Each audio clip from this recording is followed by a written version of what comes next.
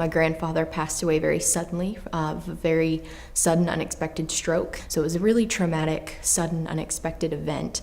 And the funeral home that we dealt with after all of that grief just did nothing but exacerbate that grief.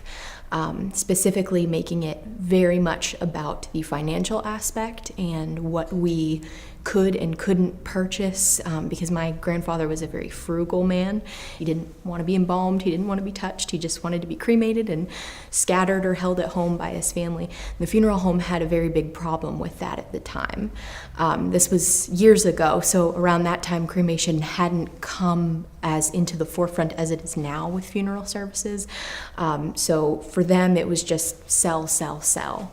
It got to the point that they actually said directly to my mom and grandma, because he was a Navy veteran, they said, well, if cost is something you're concerned about, then you can just go down the road to the veterans funeral home and cemetery and they'll do everything for free. As if they weren't doing what was in his best interest. So that was kind of, seeing that as a little kid was the triggering point for me, and realizing how can someone who does this for a living, this is the point of their job, is to be a comfort to someone, how can they do that?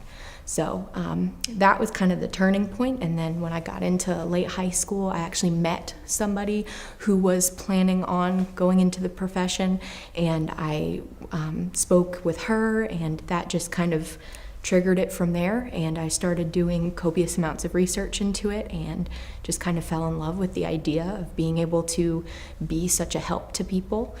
And for a long time I had wanted to be, like a psychologist or a teacher, all kind of the typical things that kids want to do when they're young. I just knew the common thread through all those things is that I wanted to help people. So having the few experiences that I did early on, and then kind of coupled with the fact that I also lost a few people who are close to me during my life, really compounded the fact that I knew that this is what I wanted to do.